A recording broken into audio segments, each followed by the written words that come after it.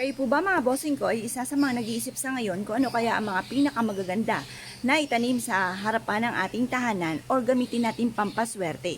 Bukod mga bossing ko sa napakasarap kapag ito inilagay sa inyo pong pagkain, lalo-lalo na kung kayo ay magtuturbo ng manok, ay napakasarap po nito at nag-aalis ito ng lansa.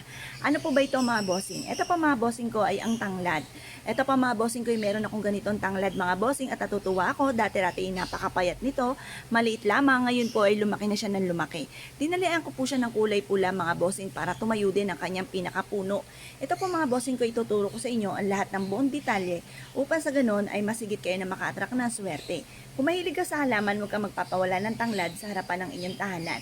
Nagtataboy po ito ng mga kamalasan at nag-a-attract ng swerte. Bukod po dyan mga bossing ko ay pwede kayong maglaga ng tanglad at ito po mga bossing ko ay pwede nyo pong ibuhos sa harapan ng inyong tahanan or pwede ka rin magpapaligo nito